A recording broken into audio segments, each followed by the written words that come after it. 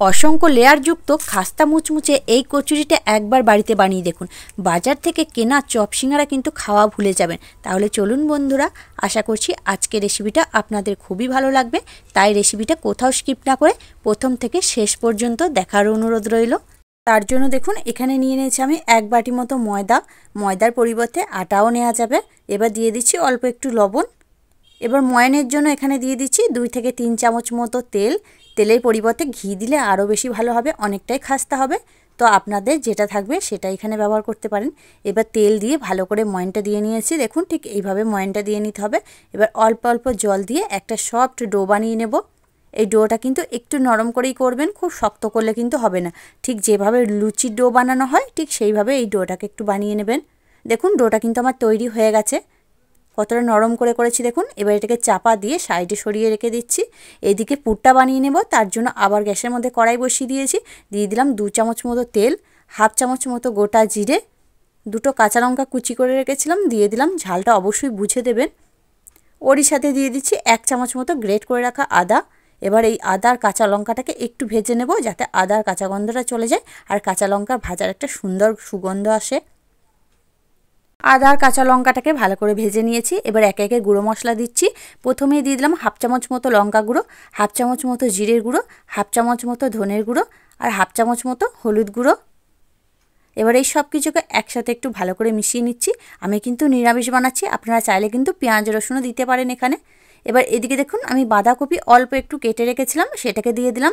এই পুরটাতে আমি আলু আর বাঁধাকপি দিয়ে বানাচ্ছি, আপনারা কিন্তু যে কোনো সবজি দিয়ে বানিয়ে নিতে পারেন। বাঁধাকপিটাকে একটু নেড়েচেড়ে নিয়েছি। এবার এর মধ্যে দিয়ে দিচ্ছি স্বাদ মতো লবণ।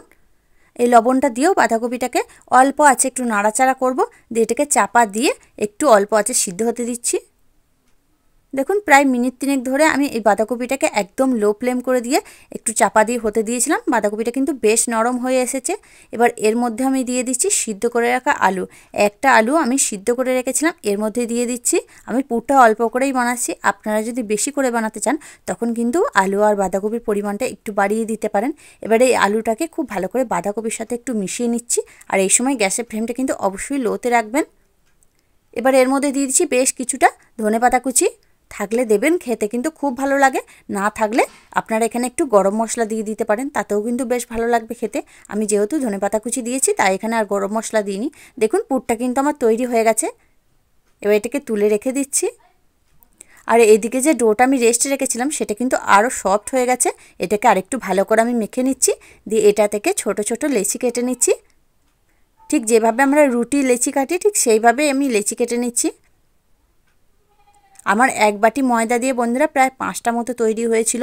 তো আপনারা যদি বেশি করে বানাতে চান তাহলে ময়দা বা আটার পরিমাণটা একটু বাড়িয়ে নিতে পারেন। এবার এগুলোকে দেখুন এইভাবে একটু গোল গোল করে নিচ্ছি।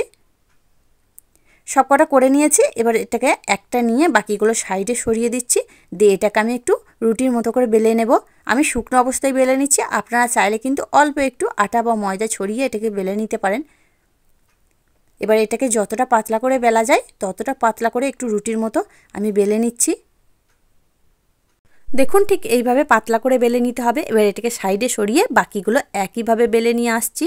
সব রুটিগুলো কিন্তু একইভাবে বেলা হয়ে গেছে। এখান থেকে একটা রুটি নিয়ে বাকিগুলো এখন সরিয়ে রেখে দিচ্ছি। এবার এই রুটিটাকে একটু সমান করে বসিয়ে নিচ্ছি। এবার এদিকে নিয়েছি আমি সাদা তেল। এই রুটির ওপরে সাদা তেলটা দিয়ে খুব ভালো করে চারিধারটা একটু লাগিয়ে নিচ্ছি। এবার এই রুটিটাকে আমি ভাঁজ করে নেব। এই ভাঁজটা বন্ধুরা আপনাদের আমি বলে বোঝাতে পারবো না, আপনারা দেখলেই বুঝতে পারবেন। দেখুন 2 সাইড থেকে নিয়ে আমি সমান করে একইভাবে ভাঁজ করে দিলাম। এবার আবারও ওপর থেকে সাদা তেল নিয়ে ভালো করে লাগিয়ে দেব। এই তেলের পরিবর্তে আপনারা চাইলে ঘি বা বাটারও ব্যবহার করতে পারেন, তখন কিন্তু কচুরিগুলো অনেক বেশি খাস্তা হবে। এবার ওপর থেকে অল্প একটু কর্নফ্লাওয়ার নিয়েছি, আমি ভালো করে ছড়িয়ে দিচ্ছি।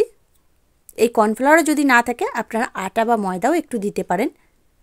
দিয়ে আবারও এক সাইড থেকে নিয়ে আর এক সাইড ভালো করে ভাঁজ করে দিলাম। দিয়ে সাদা তেল নিয়ে ওপর থেকে আবারও লাগিয়ে দিচ্ছি। দিয়ে আবারও কর্নফ্লাওয়ার নিয়ে ওই একইভাবে আমি ছড়িয়ে দিচ্ছি। দিয়ে এবার এটাকে আমি ভাঁজ করে নেব। দেখুন ঠিক রোল যেভাবে করে ঠিক সেইভাবে আমি এটাকে রোল করে নেব। খুবই সহজ বন্ধুরা, আপনারা একবার দেখলেই বানাতে পারবেন। রোলটা করে নিয়েছি। এবার যে শেষের অংশটা আছে এই শেষের অংশটায় আমি একটু তেল লাগিয়ে দিচ্ছি, দিয়ে ভালো করে জয়েন করে দিচ্ছি, তাহলে কিন্তু এটা আর ছেড়ে যাবে না, মানে খুলেও যাবে না। এবার এটাকে আমি দুভাগে ভাগ করে নেব, এটাকে সমান করে আমি একটু কেটে নিচ্ছি।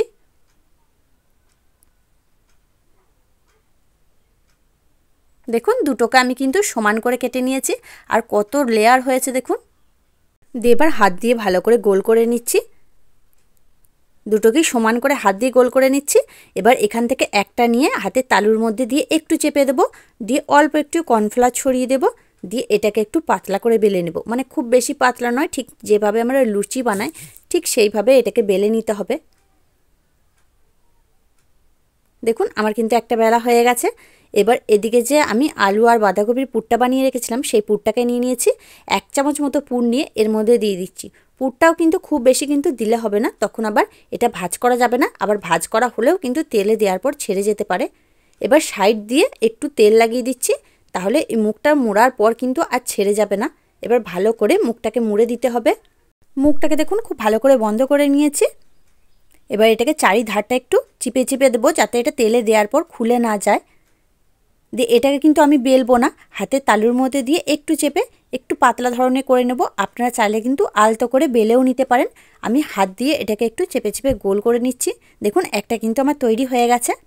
আবার একটা আপনাদের তৈরি করে দেখিয়ে দিচ্ছি। দেখুন অল্প একটু কর্নফ্লাওয়ার ছড়িয়ে এটাকে বেলে নিচ্ছি। আর বন্ধুরা এটা বেলার সময় কিন্তু খুব বেশি চাপ দিয়ে বেলবেন না, তখন কিন্তু এই লেয়ারগুলো একদমই বোঝা যাবে না, তাই আলতো করে বেলে নিতে হবে। আর আমি এগুলো একটু ছোট ছোট বানিয়েছি, আপনারা যদি বড় করে বানাতে চান তখন যে রুটিগুলো বানিয়েছিলেন ওইগুলো একটু বড় বড় করে লেচি কেটে নেবেন, তাহলেই কিন্তু হয়ে যাবে। এবার এটাও আমার বেলা হয়ে গেছে। এবার এটাতেও 1 চামচ পুর নিয়ে দিয়ে দিচ্ছি। আর বন্ধুরা এই কচুরিটা একবার হলেও বাড়িতে বানিয়ে দেখতে পারেন। অসংখ্য লেয়ারযুক্ত এই কচুরিটা খেতে এতটাই খাস্তা হয়, আপনারা কিন্তু বাজার থেকে চপ সিঙ্গারা খাওয়া ভুলে যাবেন। সকাল বিকাল চায়ের আড্ডাটা কিন্তু একদম জমে যাবে। দেখুন ওই একইভাবে সাইড থেকে তেল লাগিয়ে এটাকেও আমি ভালো করে মুড়ে নিয়েছি। এবার হাতের তালুর মধ্যে দিয়ে একটু আলতো করে চেপে দেব। খুব বেশি কিন্তু পাতলা করলে হবে না, একটু মিডিয়াম পুরুত্বের করে করে নিতে হবে। দেখুন এটাও আমার তৈরি হয়ে গেছে, বাকিগুলো একইভাবে করে নিচ্ছি। সব কচুরিগুলো আমার হয়ে গেছে। এবার এগুলোকে আমি ভেজে নেব। জন্য দেখুন গ্যাসের মধ্যে কড়াই বসিয়ে দিয়েছি। এবার দিয়ে দিলাম সাদা তেল। তেলটাকে একদম হালকা করে গরম করে নিয়েছি, দিয়ে গ্যাসের ফ্লেমটা লো করে দিয়েছি। তারপর একে একে কচুরিগুলো দিয়ে দিচ্ছি। বন্ধুরা খুব বেশি গরম তেলে কিন্তু কচুরিগুলো দেওয়া যাবে না, তখন কিন্তু তেলে দেওয়ার সাথে সাথে লেয়ারগুলো একদম ফেটে যাবে আর পুরটা বেরিয়ে চলে আসবে। তাই তেলটাকে হালকা গরম করে নেবেন, তারপর কচুরিগুলো দেবেন। কচুরিগুলো দেওয়ার পর 2 মিনিট কিন্তু আমি কিছুই করিনি। 2 মিনিট হয়ে গেছে। 2 মিনিট পর ওপর থেকে একটু করে তেলের ছিটা দিয়ে দিচ্ছি, তাহলে কিন্তু লেয়ারগুলো বেশ ভালোভাবে বোঝা যাবে আর ওপর পর্যন্ত একদম মুচমুচে করে ভাজা হবে। এবার এগুলোকে কিন্তু আমার 1 পিঠ করে ভাজা হয়ে গেছে। এবার এগুলোকে আমি উল্টে দিচ্ছি। দেখুন 1 পিঠ করে কিন্তু বেশ সুন্দর একটা কালার চলে এসেছে। এবার এগুলোকেও গ্যাসের ফ্লেমটা লো করে দিয়ে 2 পিঠই আমি ভালো করে ভেজে নিয়ে আসছি। খুব সুন্দরভাবে কচুরিগুলো ভাজা হয়ে গেছে। দেখুন কতটা সুন্দর একদম লেয়ারগুলো খুলে খুলে গেছে, কালারটাও কিন্তু খুবই সুন্দর এসেছে, খেতে কিন্তু একদম মচমচে। এবার দেখুন কচুরিগুলো কিন্তু আমি তুলে নিচ্ছি। আর বাকি যেগুলো আছে সেগুলোকেও আমি ওই একইভাবে দিয়ে দিচ্ছি। গ্যাসের ফ্লেমটা একদম লো করে দিয়ে কচুরিগুলো দিয়ে দিচ্ছি।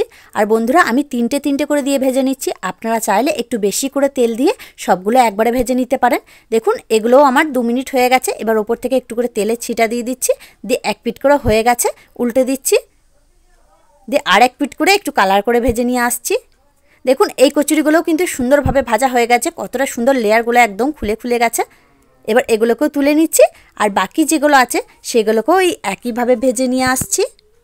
সব কচুরিগুলো আমার ভাজা হয়ে গেছে। দেখুন বন্ধুরা কতটা সুন্দর হয়েছে, দেখতে কিন্তু দুর্দান্ত। সব লেয়ারগুলো কিন্তু একদম বোঝা যাচ্ছে, আর খেতে কিন্তু খুবই খাস্তা মচমচে হয়। দেখুন আমার কিন্তু কোনোটার পুর বেরিয়ে যায়নি, আর কত সুন্দর দেখুন লেয়ারগুলো একদম কিন্তু খুলে খুলে গেছে। তো এইভাবে কিন্তু অবশ্যই একবার বাড়িতে বানিয়ে দেখতে পারেন বন্ধুরা। আপনারা কিন্তু বাজার থেকে চপ সিঙ্গারা খাওয়া ভুলে যাবেন যদি এই মচমচে কচুরিটা একবার বাড়িতে বানিয়ে দেখেন। দেখুন কতটা সুন্দর হয়েছে। তাহলে বন্ধুরা আজকে আমার এই রেসিপিটা আপনাদের কাছে কেমন লাগলো সেটা কিন্তু অবশ্যই কমেন্টের মাধ্যমে জানিয়ে দেবেন। দেখে যদি একটু ভালো লেগে থাকে, আপনি যদি নতুন বন্ধু হয়ে থাকেন, একটা লাইক দিয়ে চ্যানেলটিকে সাবস্ক্রাইব করে পাশে থাকা বেল আইকনটি প্রেস করে দেবেন। তাহলে আমি যখনই কোনো নিত্য নতুন ভিডিও দেব তার নোটিফিকেশন সবার আগে আপনার কাছে পৌঁছে যাবে। তাহলে আজকের মতো এখানেই, আবারও ফিরে আসছি অন্য কোনো দিন অন্য একটা রেসিপি নিয়ে। ততক্ষণ আপনারা ভালো থাকবেন, সুস্থ থাকবেন। ধন্যবাদ।